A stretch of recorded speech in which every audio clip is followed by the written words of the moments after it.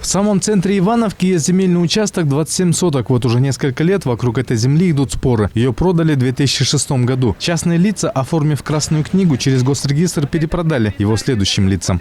Госрегистр, вот у меня особое внимание к госрегистру. Коррупционным путем они зарегистрировали земли общего пользования, придорожную полосу, где Министерство транспорта, мы, как я, гражданская активистка, обращалась в Министерство транспорта, в госрегистр, в аппарат правительства.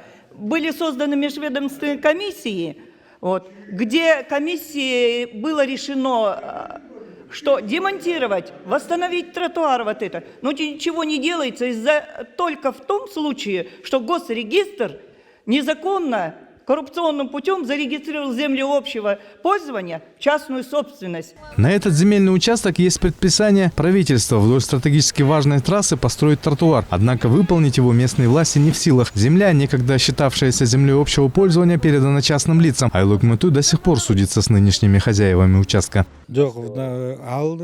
Что нам остается делать? Мы сейчас судимся с частниками. Здесь виноваты тогдашние, бывшие депутаты и глава Айлук Муту.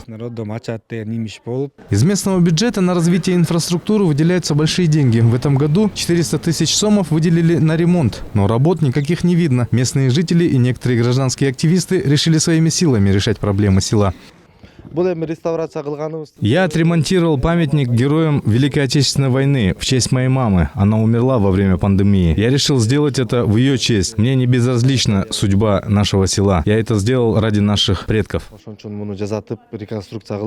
Пока местные власти судятся с частниками, жители начали сбор подписей на имя его президента, чтобы он обратил внимание на проблемы спорных участков. Земли, когда-то принадлежащие Айлук Муту и незаконно переданы частным лицам, должны быть возвращены государству.